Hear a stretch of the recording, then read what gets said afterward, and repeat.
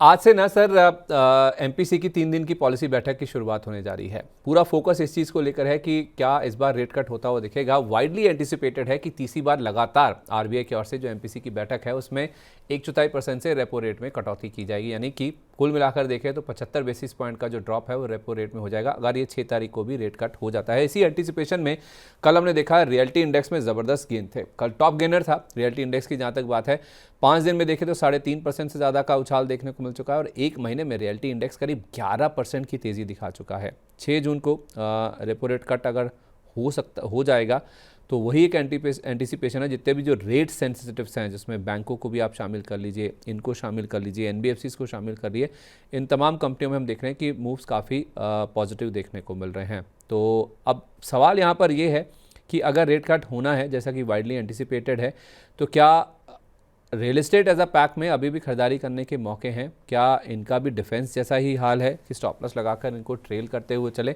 हम इसीलिए आपको इनके रिटर्न्स बताने की कोशिश कर रहे हैं। पहले तो बात सर ये बताइए कि आरबीआई की पॉलिसी में क्या एक्सपेक्ट आप करके चल रहे हैं? क्या इस बार आप मान के चल रहे हैं कि रेट कट होगा तीसरी बार लगातार?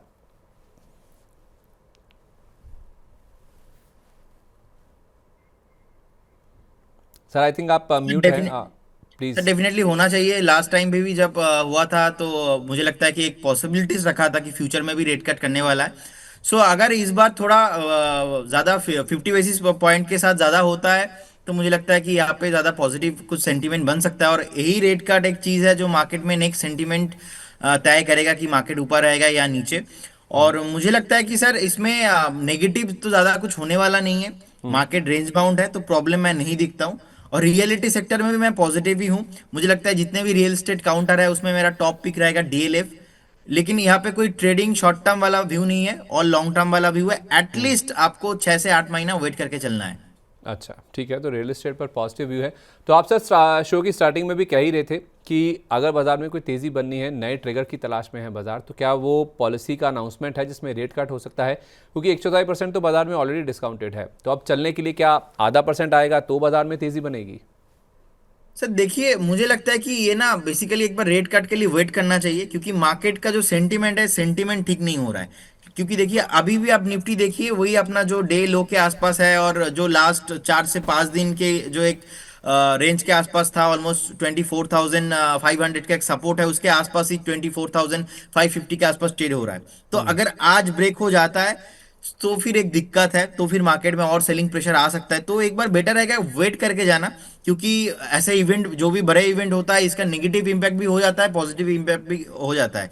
तो एक बार बेटर होगा वेट करके जाना। जो होता है एक बार देखते हैं पहले स्क्रीन के सामने क्या होता है लेवल। या तो मैं वही सर, वही मेरा फिक्स्ड, वही सेम वर्ड है कि लेवल ब्रेक होगा तब जाके मैं यहाँ पे पॉजिटिव या तो नेगेटिव सेंटीमेंट्स कुछ बनाऊंगा। फिलहाल अभी एक बार मेरे को वेट एंड वॉच करना है स्ट्रिक्टली। चलिए ठीक है, अभी फ़िलहाल के लिए आप वेट एंड वॉच कीजिए, क्योंकि रेपो रेट कट होगा ये तो वाइडली एंटिसिपेटेड है। अब ये 1/4% होगा या आधा परसेंट होगा, इसी से बाजार की जो दिशा है वो तय होती हुई नजर आएगी। लेकिन एफआईज बिकवाली कर रहे हैं, वो सेंटीमेंट को ख़राब कर रहे हैं और सेंटीमेंट अच्छा नहीं हो रहा है मार्केट का। इसी वजह से हम देख रहे हैं कि दिक्कत है। कल रियल्टी इंडेक्स में आप देखेंगे तो आपको मजबूती नजर आएगी, 1.25% के आसपास के गेंस के साथ वहाँ क्लोजिंग हुई। लेकिन आज के सेशन में आप देखेंगे तो टॉप लूज़र आपको रियल्टी इंडेक्स ही नजर आएगा। इसीलिए हम सवाल खड़ा कर रहे हैं कि क्या रियल एस्टेट स्टॉक्स में जितनी तेज़ी हो चुकी है, स्पेशली पिछले 5 दिन में, पिछले एक महीने में, क्या यहाँ से वो तेज़ी और एक्सटेंड हो सकती है? एक एक करके सारे स्टॉक्स डिस्कस करते हैं और जानने की कोशिश करते हैं कहाँ पर अब अपसाइड की गुंजाइश बची है या फिर कहाँ पे आपको मुनाफा वसूल लेना चाहिए। ब्रिगेड एंटरप्राइजेस से शुरुआत कर रहा हूँ सर। 13% पिछले 5 दिन में स्टॉक चल चुका है। शॉर्ट टर्म में, अल्ट्रा शॉर्ट टर्म की अगर आप बात करें तो सबसे ज़्यादा यही स्टॉक है जो कि चलता हुआ दिखा है। पूरे पैक में अगर आप देखेंगे एक महीने में भी करीब 20% के आसपास का अपमूव आ चुका है। तो ब्रिगेड एंटरप्राइजेस में मुनाफा वसूली कर लें या अभी बने रहें और अपसाइड की गुंजाइश है? अब देखिए, मुझे लगता है कि यहाँ पे प्रॉफिट बुक करना सही होगा क्योंकि एक जो सपोर्ट था ऑलमोस्ट 1215 के आसपास, वो ब्रेक हो चुका है। ब्रेक होने के बाद अभी नीचे आ रहा है। तो नेक्स्ट जो सपोर्ट है ऑलमोस्ट 1180 के आसपास है।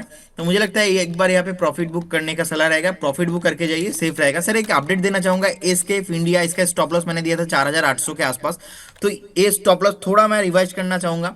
मुझे लगता है कि थोड़ा स्टॉक काउंटर जो है अभी वॉलेटाइल है, लेकिन सेंटीमेंट पूरा ठीक है, पॉजिटिव है, इसमें कोई प्रॉब्लम नहीं है। थोड़ा ज्यादा वॉलेटाइल है तो स्टॉप लॉस रिवाइड करके मैं एक बार 4650 करूंगा। इस केस में मैं थोड़ा टारगेट भी इंक्रीज करके देता हूँ। जो मेरा टारगेट था पाँच चार 4,985 और उसके बाद 5,000। तो एक बार 4,950 उसके ऊपर सस्टेन करता है तो 5,200 5,300 तक तो जाने का पॉसिबिलिटीज भी है। लेकिन मुझे एक बार स्टॉप लॉस इसलिए मैं रिवाइज कर रहा हूँ क्योंकि स्टॉक ज्यादा वॉलेटाइल है सर। ठीक है, तो 4,800 वाला जो स्टॉप लॉस आपने दिया था वो 4,650 पर आप कर लीजिए। ये लेवल्स आपको दिए गए थे, 4,925 के आसपास आपको खरीदारी करने की बात की गई थी। उस समय आपको 4,800 का स्टॉप लॉस दिया था। इसको आप नीचे कर लीजिए, थोड़ा रिवाइज कर लीजिए, 4,650 के आसपास हाईली लाइकली है कि यहाँ पर 4,985, 5,150 और उसके बाद 5,200 तक के लेवल्स इस स्टॉक में देखने को मिल सकते हैं। तो थोड़ी वॉलिडिटी हाई है, इस वजह से अपना जो स्टॉप लॉस है उसको आप नीचे की तरफ थोड़ा सा एडजस्ट कर लीजिए। सोबा में सर 11.5% का मूव हमने 5 दिन में देखा और एक महीने में 16% के आसपास के गेंस बन चुके हैं। इसमें भी मुनाफा वसूली कर लेनी चाहिए, निकल जाए। शोभा, शोभा, देखिए मुझे लगता है इसमें भी सर फ्रेश आप लास्ट 5-7 मिनट के कैंडल पे ब्रेकडाउन है, लेकिन वीकली चार्ट अगर हम देखते हैं वीकली चार्ट में कोई प्रॉब्लम नहीं है। हो सकता है आज और कल थोड़ा प्रेशर में रहे, लेकिन आप बने रहे इस काउंटर के साथ। नेक्स्ट जो टारगेट है इसका 1580 से लेके 1600 के आसपास बन सकता है।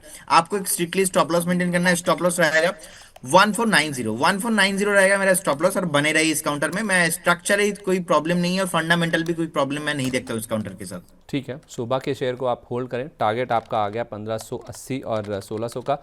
स्टॉप लॉस लगा दीजिए 1490 रुपये का, अभी 1516 रुपये के आसपास ट्रेड कर रहा है।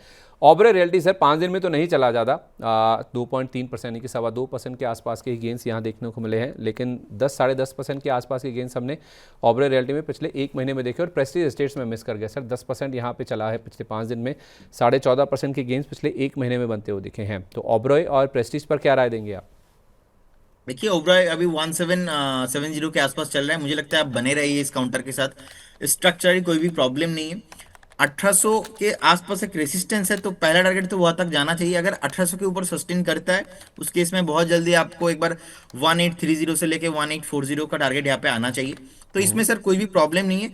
और देखिए प्रेस्टीज का सर हमने तो कॉल ही दिया था, और दोनों टारगेट अचीव हो चुका है फिलहाल।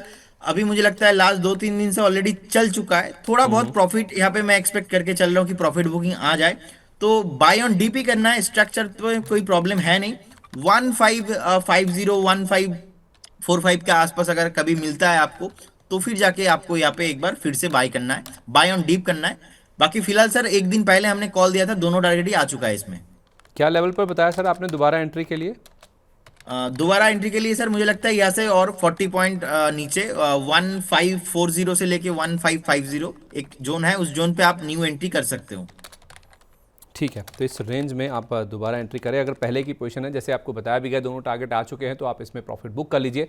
नीचे वेट कीजिए 1540 से 1550 का फ्रेश एंट्री अगर आप करना चाहते हैं, तो इन लेवल्स पर आप चाहें तो दोबारा एंटर करके चल सकते हैं। फिनिक्स मिल सर ज़्यादा नहीं चला है, ना ही 5 दिन में चला, ना ही एक महीने में चला, तो ये लेगार्ड है। तो लेगार्ड में सर इसको टाटा बाय बाय कर दें, या फिर इसमें अब पोटेंशियल बन रहा है कि अगर रियल एस्टेट चलना है तो फिर लेगार्ड चलते हुए दिखेंगे? देखिए मुझे लगता है इस काउंटर के साथ आपको ज्यादा वेट नहीं करना चाहिए, क्योंकि फंडामेंटल ठीक ठाक डेटा नहीं है और लगातार बहुत टाइम से देखिए कंसोलिडेशन हो रहा है। ना ही ब्रेकआउट आ रहा है, ना ही ब्रेकडाउन आ रहा है, और एंटायर ये साल ही नहीं चला, और एंटायर ये साल ही यही सीन चल रहा है इसके साथ। तो अब अगर आपके पास पेशेंस है तो बने रहिए, लेकिन एक रेंज के अंदर है, और रेंज है शायद 1700 के आसपास अपसाइड, और डाउन साइड में मैं देख पा रहा हूँ 1480 के आसपास। तो मुझे लगता है 1480 आपका एक पोटेंशियल स्टॉप लॉस होना चाहिए। कभी भी अगर इसके नीचे आता है तो आपको यहाँ पे नहीं रहना है। लेकिन इसमें सर अभी कोई सीन नहीं होने वाला, ब्रेकआउट आने का चांसेस बहुत ही कम है, क्योंकि बहुत टाइम से रेंज बाउंड है। रेंज ब्रेक करेगा तो फिर जाके यहाँ पे कुछ पॉसिबिलिटीज बनेगा। अभी सर कुछ नहीं करना। फिलहाल दूर रहें, जिनके पास हैं 1480 का स्टॉप लॉस लगा लें। यस। ठीक है, इसी तरह से सर कुछ लेगार्ड्स की अगर आप बात चल ही रही है ना, तो इसमें मैक्रोटेक डेवलपर्स भी पिछले 5 दिन में देखिए तो 1.5% के आसपास ये स्टॉक गिरा ही है। एक महीने में ज़रूर 8.5% चला है। तो इस स्टॉक में आप क्या राय देंगे? अगर चलना ही है तो क्या ये स्ट्रक्चर अच्छा लग रहा है बाउंस बैक के लिए? देखिए मुझे लगता है पर्टिकुलर एक काउंटर अभी बहुत ना चल चुका है, तो एक बार एक हेल्दी करेक्शंस प्रॉफिट बुकिंग मैं एक्सपेक्ट करके चल रहा हूँ। फंडामेंटली बहुत ही स्ट्रांग कंपनी है, कोई प्रॉब्लम नहीं है। एक टॉप के आसपास ऑलरेडी आ चुका है। 1470 1475 के आसपास एक रेसिस्टेंस था, वहां से अभी नीचे आ रहा है। तो मेरे ख्याल से सर यहाँ पे फ्रेश एंट्री होगा 1770 से लेके 1370 से लेके 1390 के आसपास, और भी सर यहाँ से 50 पॉइंट हो सकता है कि नीचे आ जाए, उस टाइम पे आप फ्रेश एंट्री कीजिए। लेकिन स्ट्रक्चर में अभी कोई प्रॉब्लम नहीं है, बस मैं थोड़ा वेट करके बाय करूंगा क्योंकि लास्ट 4 से 5 हफ्ता लगातार चल रहा है। हम्म, ठीक है, तो फ्रेश खरीदारी के लिए आप 1370 से 1390 का वेट करें। अब सर लेगार्ड्स की बात चली रही ना, तो इस सेक्टर में अगर आप देखेंगे तो आपको रेमंड भी नज़र आएगा। रेमंड में हालांकि एक महीने का आप नंबर देखेंगे तो आपको थोड़ा सा बहुत ज़्यादा दिखेगा 61% का, वो क्योंकि एडजस्टमेंट है इनका, जो रियल एस्टेट कारोबार निकला है उस वजह से, डीमर्ज एंटिटी है इस वजह से दिख रहा है। तो रेमंड को आप चाहें तो स्किप भी कर सकते हैं, लेकिन इसमें डीएलएफ भी कुछ ज़्यादा नहीं चला है। गोदरेज प्रॉपर्टीज़ भी आप देखेंगे तो जितने भी दिग्गज नाम हैं, मैक्रोटेक हुआ, गोदरेज प्रॉपर्टीज़ हुआ, डीएलएफ हुआ, इन्होंने पिछले 5 दिन में कुछ ज़्यादा मूव नहीं दिखाया। हालांकि एक महीने में मूव काफ़ी अच्छा है। अनंतराज 25-26% लो लेवल से चल गया, 16% डीएलएफ भी चल गया। तो आपने तो बोला भी है कि डीएलएफ आपकी लॉन्ग टर्म की पिक है, तो लेगार्ड्स में अगर रहना है तो डीएलएफ सबसे बढ़िया है।